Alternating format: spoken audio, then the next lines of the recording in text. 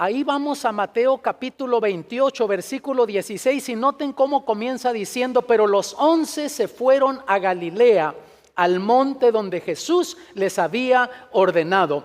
Para comenzar, noten que para esta altura Jesús ya había sido crucificado, había sido muerto, había sido sepultado, había resucitado, había pasado unos 40 días en la tierra. En algunas ocasiones se le apareció a los discípulos y ahora estaba listo para regresar al cielo, y cita a los discípulos en este monte. Simplemente dice que era un monte en Galilea. Mateo no menciona más, pero si vas al libro de los Hechos de los Apóstoles, descubres que ahí el apóstol Lucas amplía un poquito más y menciona que era el monte de los Olivos, un lugar muy frecuentado por Jesús y los discípulos, y lo cita allí para darle las últimas instrucciones y entonces ascender, regresar al cielo. Pero nota que dice que los 11 discípulos fueron a ese monte en Galilea. Cuando tú lees Mateo, Marcos, Lucas y Juan, registran las experiencias del Señor Jesús cuando andaba con los discípulos. Se mencionan 12, pero aquí dice que eran 11. ¿Qué le había pasado al número 12? ¿Quién era ese discípulo número 12 que ya no está incluido? Porque aquí se mencionan 11 solamente. Era Judas. Y ustedes conocen la historia de Judas, ¿no? Se había suicidado. Pero sabes que Judas, al igual que los otros discípulos, malentendió la misión del Señor Jesús. Tanto Judas como los discípulos querían que el Señor Jesús estableciera un reino terrenal. Y más de una vez el Señor habló y dijo que su reino no era de esta tierra, pero ellos querían seguir creyendo que el Señor Jesús iba a establecer un reino terrenal. ¿Por qué? Porque ellos querían poder, querían autoridad. De hecho, entre ellos discutían de que cuando el Señor Jesús estableciera su reino, quién se iba a sentar al lado derecho, quién se iba a sentar al lado izquierdo, porque ellos querían autoridad, poder. El Señor Jesús les dijo: miren, el que quiera ser grande en el reino tiene que convertirse en un siervo, en un servidor. Pero ellos no querían servir, ellos querían tener poder, autoridad. Y sabes que el ser humano no ha cambiado mucho. Si el ser humano no ha sido transformado por el Espíritu de Dios, el ser humano busca reconocimiento, autoridad, poder. Yo lo he visto a todos niveles. A veces en la iglesia, cuando hay nombramientos, tú ves los hermanos luchando por querer tener la posición de primer anciano o jefe de diáconos, y no porque quieren servir, simplemente porque quieren autoridad, poder. Lo he visto a nivel de asociación, cuando hay nombramientos a nivel de unión, a nivel de división, aún en la conferencia general lo he visto. Pero el Señor Jesús dijo que si queríamos ser grandes en el reino, nos teníamos que convertir en siervos, servidores. Ya me puedo imaginar aquel domingo de mañana, cuando el Señor Jesús se dirigía por la ciudad de Jerusalén hacia el templo, y la gente lo aclamaba rey. Ya me puedo imaginar los discípulos: ahora es el momento, ahora va a establecer su reino y nosotros vamos a ser parte de ese reino, vamos a tener poder, autoridad. Pero cuando el Señor Jesús se retira calladamente del templo, una vez que habían llegado allí, los discípulos quedaron profundamente chasqueados. Sus sueños parecía que se desvanecían, sus anhelos, sus deseos se esfumaban. Entonces Judas optó por un plan B. Judas sabía que los líderes religiosos querían aprender, tomar preso al Señor Jesús, pero no se atrevían a hacerlo en público porque sabían que el pueblo lo seguía, y por temor al pueblo no lo hacían. Y Judas pensó: si yo les digo dónde él va de noche, lo van a aprender, él se va a ver forzado a hacer un milagro para librarse, y entonces los líderes religiosos y el pueblo van a creer en él, lo van a establecer como rey, y nosotros vamos a ser parte de ese reino. ¿Sabes una cosa? Cada vez que tú no sigues el plan de Dios para tu vida, las cosas no van a terminar bien para ti. Para Judas no terminaron bien las cosas cuando siguió un plan B, un plan humano. Y a veces nosotros no seguimos el plan que Dios tiene para nuestra vida. Puede ser en tu matrimonio. El pasto, el zacate del vecino puede parecer más verde y al momento parece que vas a estar gozando de la vida, pero no van a terminar bien las cosas para ti. En tu educación, en la carrera que sigues, si no sigues el plan de Dios para tu vida, no van a terminar las cosas bien. Eso está comprobadísimo y vemos que para Judas no terminaron bien las cosas. De hecho, Judas reconoció que había pecado. Él reconoció que se había equivocado, que había ido por una ruta equivocada. Pero sabes, él pensó que ya había ido demasiado lejos como para que Dios lo perdonara y entonces fue y se suicidó. Al pasar los años yo he conocido mucha gente así, aún dentro de la iglesia, que no se sienten perdonadas por Dios.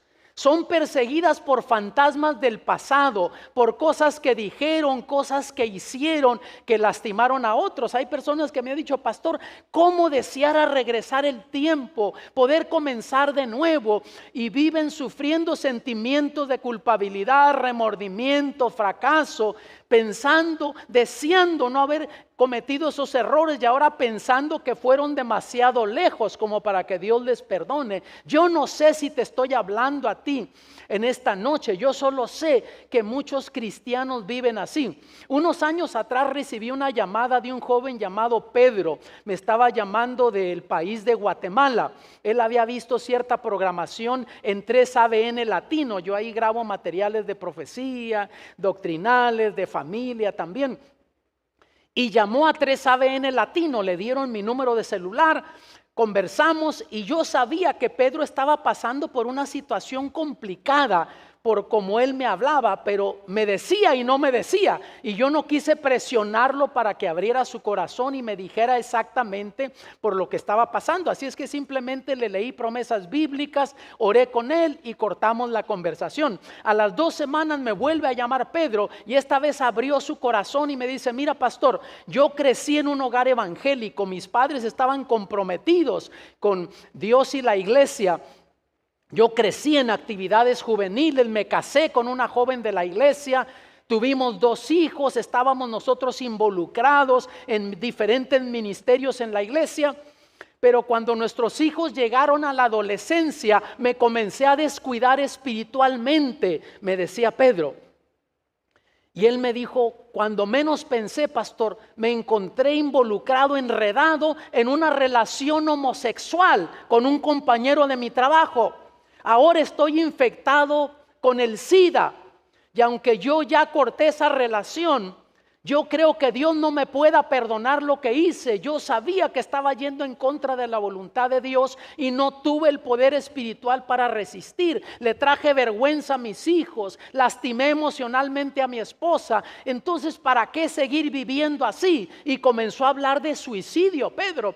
Y entonces cuando escuché eso le dije, mira Pedro, detente un momento. Oré con él y le comencé a leer promesas bíblicas. Entre ellas lo llevé a Primera de Juan, capítulo 1, versículo 7, le dije, mira, aquí dice que la sangre de su Hijo Jesucristo nos limpia de todo pecado. Y yo le pregunté, Pedro, ¿qué es todo?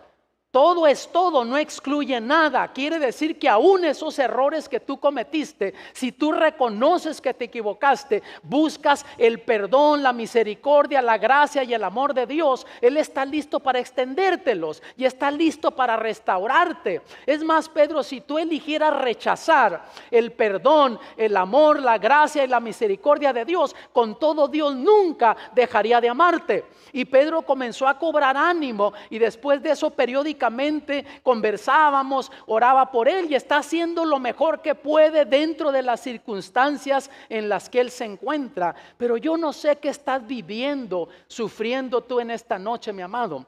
Pero una cosa sí te puedo decir, que no hay nadie que esté aquí, nadie que nos esté viendo en esta programación, que esté fuera del alcance del perdón, del amor y de la gracia de Dios.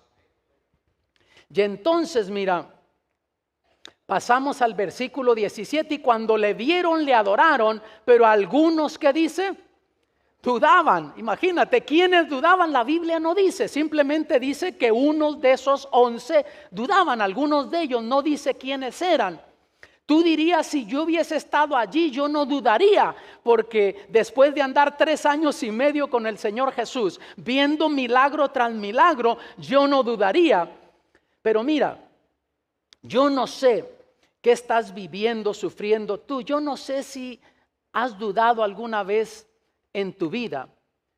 Yo solo sé que yo he dudado en algunas ocasiones en mi vida, cuando me he visto confrontado con situaciones que no sé para dónde dar, que humanamente he buscado la solución por aquí, por allá, y no la encuentro. Ha sido en mi vida personal, en mi ministerio, y en esos momentos yo digo, Señor, ¿dónde estás? ¿Por qué razón no actúas a mi favor? A lo mejor tú entraste esta tarde o esta noche aquí a este templo, por las puertas de esa iglesia sonriendo, pero en tu corazón estás llorando porque estás enfrentando un problema que desde el punto de vista humano no le ves solución. A lo mejor es tu matrimonio. Hay muchos matrimonios en crisis hoy por hoy, aún dentro de la iglesia. Recuerdo el caso de una hermana que estaba teniendo problemas serios matrimoniales, y para comenzar comenzó con el pie equivocado. Se casó con un hombre que no era de la fe. Y esa idea de que yo lo voy a cambiar o yo la voy a... Tú no cambias a nadie, ni Dios va a cambiar a nadie que no se quiera ser transformado. Pero con todo la hermana luchaba, seguía adelante en la fe. Y alguien le preguntó, hermana, ¿has considerado ponerle fin a tu matrimonio? Ella se quedó pensando por un momento y respondió y dijo, por divorcio nunca, por asesinato todos los días. Y sabes que mucha gente vive esas relaciones disfuncionales. Y cuando tú sientes que has hecho todo de tu parte y tu pareja no pone de su parte, eso te roba la paz y la felicidad de la vida. A lo mejor estás encarando un problema con tus hijos adolescentes. Los que son padres aquí saben de lo que estoy hablando. Esos ingratos le prueban la paciencia a uno, ¿sí o no? Mi esposa y yo tuvimos 2 hijas. Y es interesante que cuando eran niñas, yo en la iglesia predicaba todo tipo de sermones de cómo educar, cómo crecer hijos adolescentes, jóvenes. Cuando nuestras hijas llegaron a la adolescencia, yo dejé de predicar esos sermones porque no nos estaban funcionando a nosotros. Y cuando te encuentras en esa situación, eso te roba la paz y la felicidad. Te sientes impotente ante las decisiones que toman tus hijos. Sientes que se te salen de las manos y tú sabes que si siguen por ese camino van a terminar mal, se van a destruir, pero se creen más inteligentes que los padres. Piensan que se las saben todas y que si no las traen apuntadas o que las inventan. A lo mejor estás encarando un problema de salud que desde el punto de vista médico no hay solución. Yo conozco mucha gente así que le han dicho es una enfermedad terminal, no hay nada que médicamente podamos hacer para ayudarte. A lo mejor estás enfrentando un problema financiero como mucha gente y no importa cómo le buscas, no ves la solución y sientes que cada vez más te hundes económicamente. Eso te hace perder el sueño, te roba la paz y la felicidad de la vida. Yo no sé qué puedas estar viviendo, sufriendo tú esta noche. Yo solo sé que lo que Dios ha hecho por otros puede hacer por ti.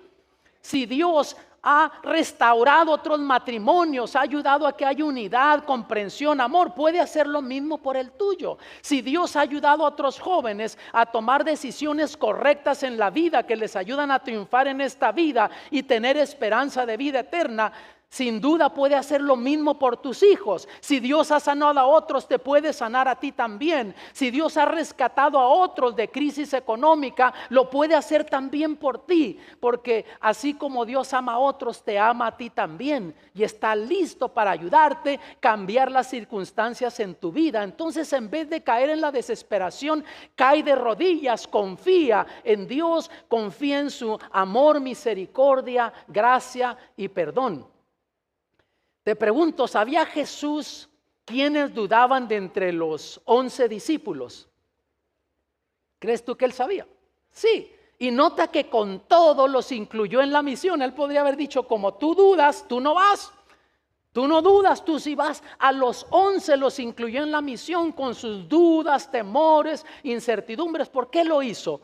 Porque el Señor Jesús sabía que si ellos cumplían la misión, una vez que vieran lo que Él haría con ellos y por medio de ellos, sus dudas se convertirían en confianza, en fe, sus temores en confianza en Dios y seguridad. Y Dios quiere hacer lo mismo por ti también, amado. No esperes a no tener problemas en la vida para dedicarte a servir al Señor. Con tus temores, con tus dudas, sirve al Señor y vas a ver que las cosas van a comenzar a cambiar en tu vida. Y rapidito entonces entramos ahora hacia la misión. Y Jesús se acercó y les habló diciendo: toda potestad me es dada en el cielo y en la tierra. ¿Qué dijo el Señor Jesús? Todo el poder en el cielo y en la tierra se me ha dado. ¿Y todo qué es? Todo, no excluye nada. Quiere decir que no importa la situación que tú estás viviendo, sufriendo, el Señor Jesús tiene poder para cambiar esas circunstancias. Entonces, de nuevo te digo, en vez de caer en la desesperación, cae de rodillas, confía en Él. De hecho, Dios se especializa en las imposibilidades humanas. ¿Sabías tú eso? Es bíblico, Dios se especializa en las imposibilidades humanas. Y entonces pasamos al versículo 19, por tanto, o por lo tanto, dicen otras versiones. Es una frase puente, por lo tanto, que une la oración anterior con la oración siguiente. Y en la oración anterior el Señor Jesús dijo: yo tengo todo el poder en el cielo y en la tierra. Y porque yo tengo ese poder, por eso es que yo los habilito, vayan. Noten ustedes, Él les dijo: id. Y esa palabra id, ese verbo, ¿suena como una opción o es una orden? Es una orden, ve, vayan. Ay, pastor, es que yo no tengo el don de testificar. Algunos me han dicho eso. Déjame decirte una cosa. El testificar no es un don, es una orden. Vayan. Ahora sí, el Señor ha dado talentos, dones que tú puedes utilizar en el cumplimiento de la misión. Pero la misión en sí no es un don, es una orden que el Señor Jesús nos ha dado. Y enseguida noten que Él dijo: ir y hacer ¿qué? Discípulos. Noten que la misión no es hacer miembros de iglesia, la misión es hacer discípulos. Entonces, si esa es la misión, la pregunta es: ¿hay diferencia entre un miembro de iglesia y un discípulo de Cristo? ¿Crees tú que hay diferencia? Sí. Hay diferencia. Puedes ser tú miembro de iglesia sin ser discípulo de Cristo. Sí, tu nombre está en los libros y ya eres miembro de iglesia, pero no necesariamente discípulo de Cristo. Y la misión es ir y hacer discípulos. La pregunta entonces es: ¿quién es un discípulo? Porque si esa es la misión, tenemos que estar claros qué es ser discípulo de Cristo. Yo me fui al diccionario de Webster, como dirían acá en México, a la manzaburros, a ver qué decía, y bajo discípulo dice así: uno que acepta y ayuda a esparcir las enseñanzas de otro. Eso es lo que es ser un discípulo. Y si tú dices que has aceptado a Jesús y las enseñanzas de Jesús y estás activamente compartiendo a Jesús y esas enseñanzas con otros, entonces tú eres un discípulo de Cristo. Si no, eres solamente un miembro de iglesia, y la misión es ir y hacer discípulos. Es más, yo estoy convencido que ya no necesitamos más miembros en la iglesia. Alrededor del mundo no necesitamos más miembros de iglesia. Ya tenemos suficientes. Lo que necesitamos son más discípulos de Cristo, hermanos y hermanas comprometidas con Dios y con la misión, que estén activamente compartiendo su fe con otros. Y de esos nunca vamos a tener suficientes, porque el Señor Jesús dijo que a la verdad la mies es mucha, mas los obreros pocos. Pero en las estadísticas que tenemos en la conferencia general, está comprobado que alrededor del 15% caen bajo la categoría de discípulos de Cristo. El otro 85% son solamente miembros de iglesia. Yo no sé qué eres tú y no espero que lo contestes públicamente, pero medítalo y conforme esta descripción tú te vas a dar cuenta si eres miembro de iglesia o si eres discípulo de Cristo. Pero la misión es ir y hacer discípulos. Sueñen conmigo. ¿Qué sucedería si don Raimundo, don Facundo y todo el mundo que es miembro de iglesia de repente se convierte en discípulo de Cristo? ¿Qué sucedería? Tendríamos un crecimiento explosivo en la iglesia. Si así con ese 15% en muchas partes del mundo estamos teniendo un tremendo crecimiento, en otros menor, pero con todo la iglesia alrededor del mundo crece. ¿Qué sería si el 20%, 30, 40, 50% de la hermandad estuviera involucrada en la misión? Tendríamos un crecimiento explosivo. Y luego dijo, y hacer discípulos ¿a qué?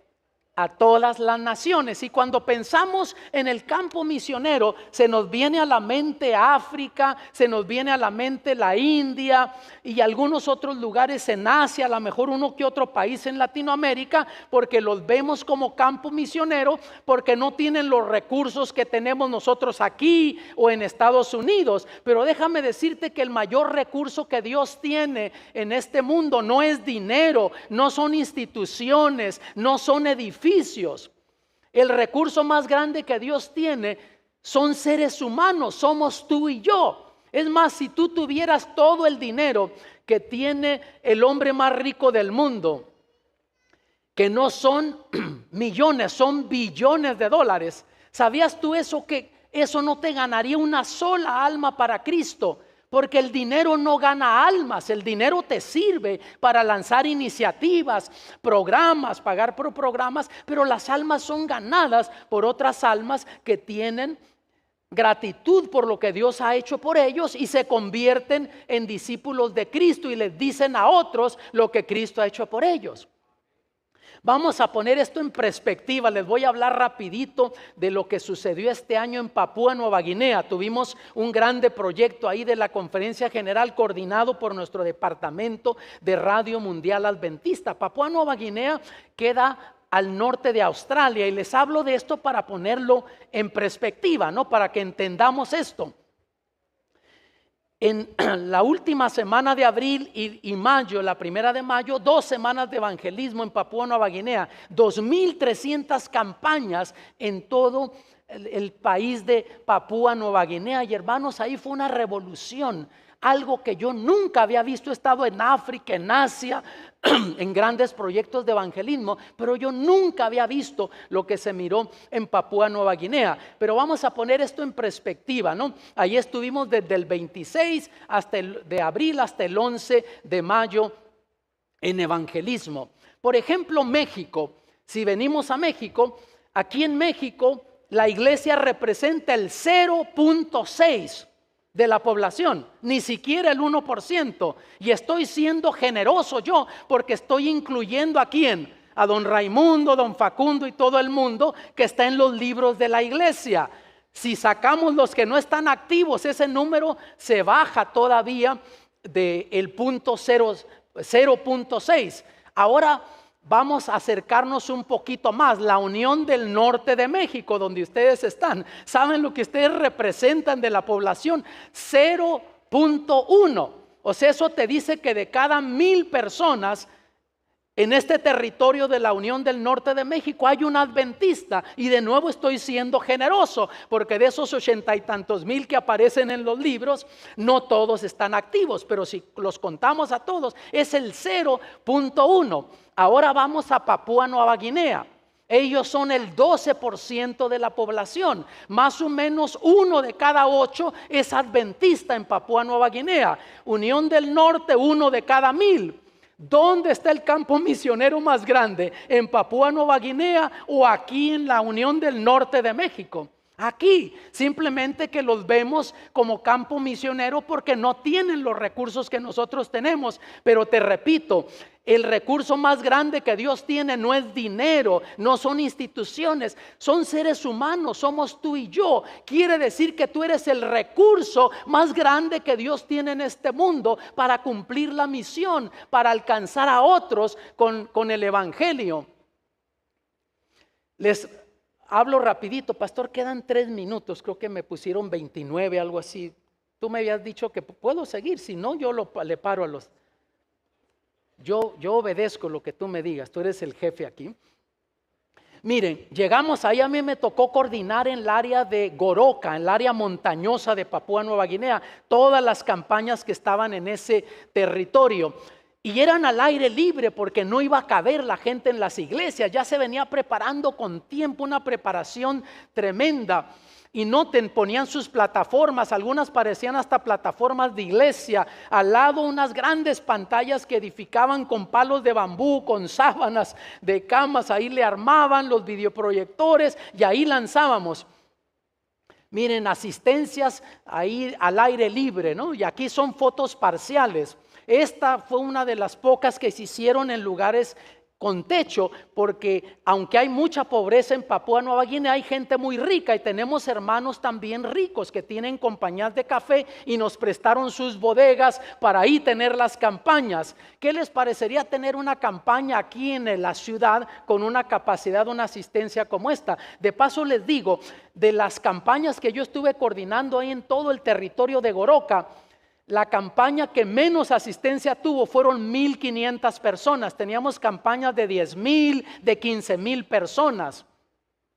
¿Qué les parece esta en el parque de Goroka? Esta campaña tenía alrededor de 15,000 personas que asistían cada noche. ¿Qué les parece esta otra en la ciudad de Mount Higgin, en un estadio de rugby? Aquí es la foto nada más de la mitad del estadio prácticamente, pero cada noche llegaban como 70,000 personas a este estadio. Ahí estuvo predicando el pastor Ted Wilson, fue el evangelista, el presidente de nuestra conferencia general. Él estuvo en este estadio predicando. De hecho, yo no iba a dar una campaña, yo estaba coordinando, dando capacitación a los predicadores, pero me enteré ya para la segunda reunión de evangelismo. Escuché al director de evangelismo que iba hablando con el presidente y no sabían qué hacer con una congregación que está en una aldea Oliguti, 1 hora y 20 minutos de Goroka, porque ellos habían hecho propaganda que venía un evangelista internacional, así como se hizo en todo el país, y nos falló 2 días antes de salir. El ingrato nos cancela. Pues yo llamé allá y les digo, pongan un predicador local para que no se queden sin predicador. Y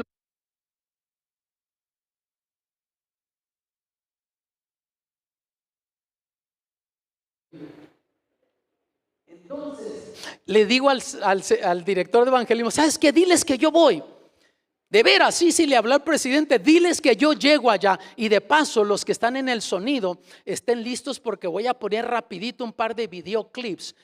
Así es que estén listos con el sonido de esa gráfica para que los hermanos tengan una idea de lo que fue eso. Entonces les digo, yo voy. Y saben que me van mandando, hermanos, una USB, una de estas, era como una tipo Suburban de la Toyota, pero grandísima, que un hermano que tiene una compañía de café la había comprado desde diciembre, nuevecita, y no dejaba que nadie la manejara para que así la estrenara el predicador internacional, y no hubo nadie. Pues me la mandan hasta Goroka y mandan 2 camionetas Toyotas, pickups, con 15 guardias en una y 15 guardias en la otra, y yo llevaba otros 3 ahí conmigo. Hermanos, yo me sentía un sicario, un político ahí, pero me di cuenta que no era por inseguridad que había en el país, simplemente porque era una forma de mostrar respeto a los pastores. Me di cuenta que a los otros les hacían lo mismo. Iba una comitiva, a lo mejor no 30, pero iban 15, 10, 20 a buscar a cada predicador al hotel. Y entonces ahí desnotan, era una de las pickups. Y vean lo que comenzó a suceder cuando nos acercamos a la aldea. Vean lo que comenzó a suceder, a ver si sale el sonido.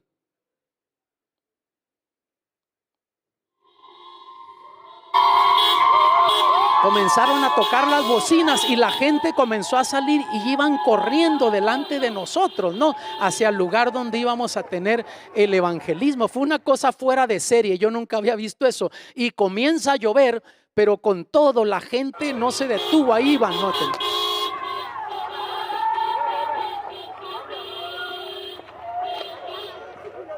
Voy a avanzarle rapidito ya cuando estábamos entrando ahí.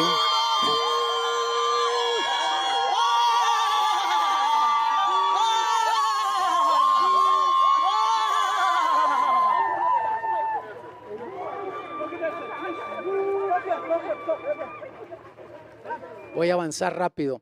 Ya cuando estábamos ahí me estaban dando la bienvenida, eran como a las 3, 4 de la tarde, la campaña comenzaba hasta las 7 de la noche, o sea que ese lugar no estaba lleno todavía porque vinieron solo hermanos a darme la bienvenida, pero fue una cosa fuera de serie, incluso me hicieron un canto ellos para darme la bienvenida ahí.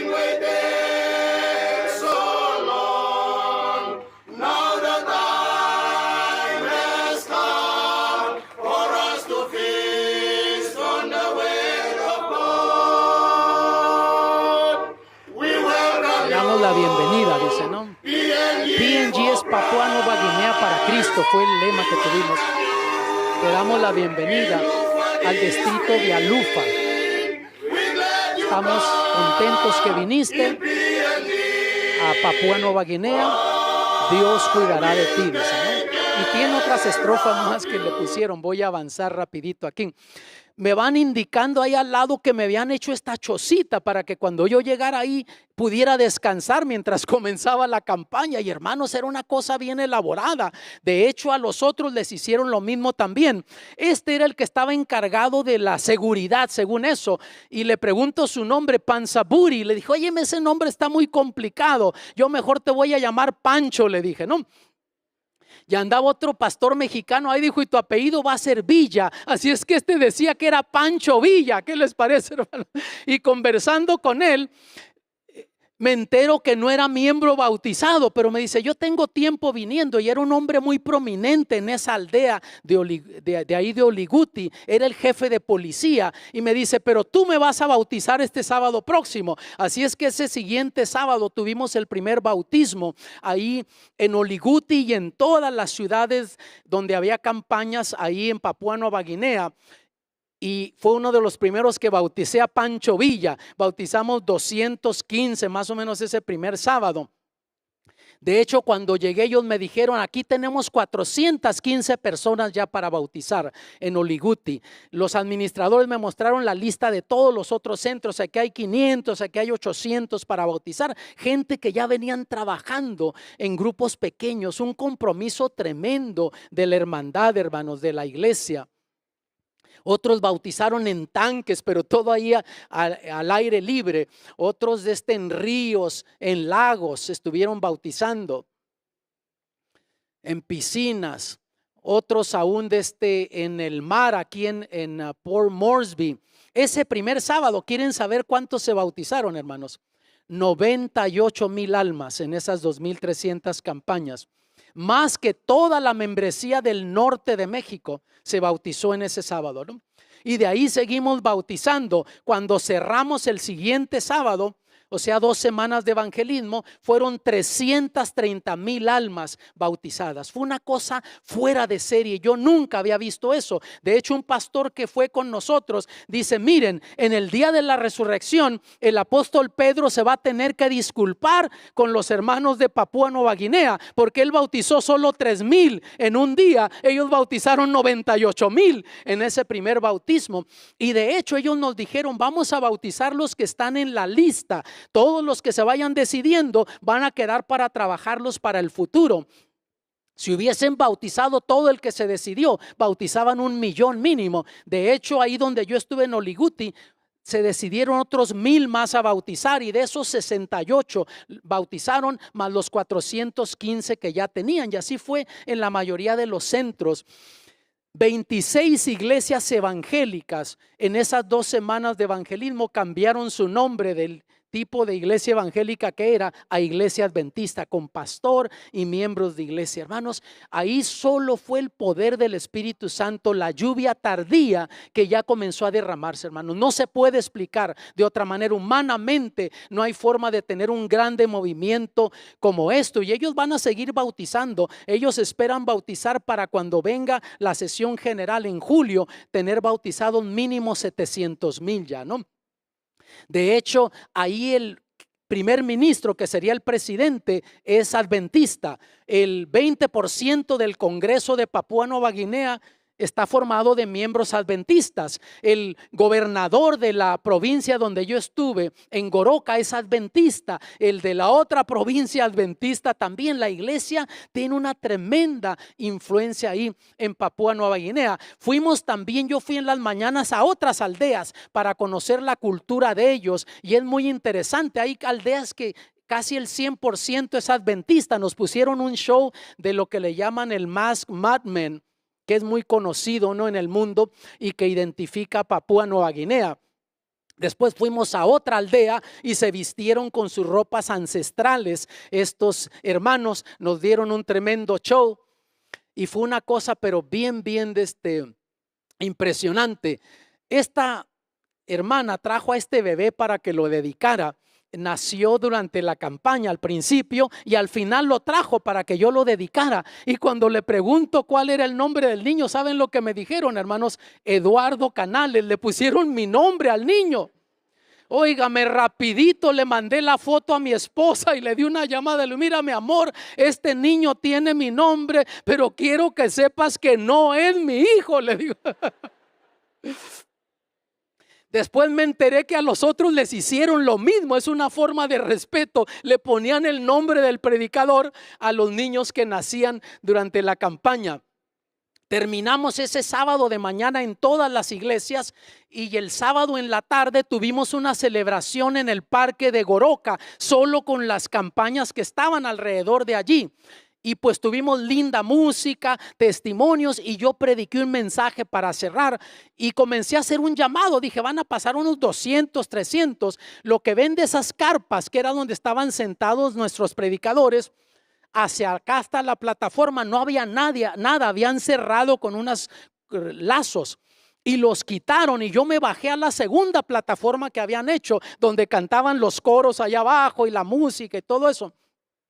Hermanos, me tuve que subir a los escalones porque casi me atropellaba la gente. Más de 3,000 personas pasaron ese sábado de tarde diciendo que les gustaría bautizarse, ¿no? Pero siempre era un bautismo futuro, porque ellos van a trabajar con esa gente. Notan ustedes, ya aquí es una foto parcial. Sigue para acá el parque y hacia allá habría unas 20,000 personas ese sábado de tarde ahí en ese parque, algo que nunca antes había visto. Y rapidito les digo, bautizándolos en el nombre del Padre, del Hijo y del Espíritu Santo. O sea, bautizar es parte de la misión. Notas, así es como una persona acepta a Jesús como Salvador personal y se convierte luego en discípulo de Cristo. Y el versículo 20, enseñándoles que guarden todas las cosas que os he mandado, ¿no? Quiere decir que la misión no ha terminado cuando la persona se bautizó. Tenemos que seguirles enseñando, ayudándoles a crecer espiritualmente. Tú, joven, quieres crecer espiritualmente, tú quieres ayudar a otros a crecer espiritualmente. Hay 4 cosas que debes de hacer. Número 1, desarrollar una vida de oración. Número 2, estudiar la Biblia todos los días. Número 3, asistir regularmente a la iglesia. Número 4, decirle a otros lo que Cristo ha hecho por ti.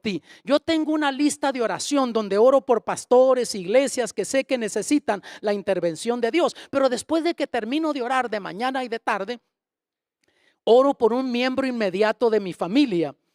Los sábados yo oro por mi esposa, si no anda conmigo, y le mando un mensaje de texto. Ella sabe que yo estoy orando para que Dios haga algo en su vida, se manifieste en una forma especial en su vida. Un jueves de mañana yo me encontraba en California, en un hotel, ya casi para salir a una reunión. Estaba por comenzar a orar y el Espíritu de Dios me impresionó que le mandara un mensaje de texto a mi hija mayor, a Verónica. Y le mandé el mensaje, le digo, mira mi amor, yo nunca te lo había dicho, pero aunque oro todos los días por ti, los jueves dedico un momento especial para que Dios se manifieste en tu vida en una forma especial y haga algo especial en tu vida. Hay algo por lo que quieres que yo ore por ti. Y enseguida me contestó con otro texto, papá, ora por mí para que Dios me ayude a hacer los cambios que necesito hacer en mi vida.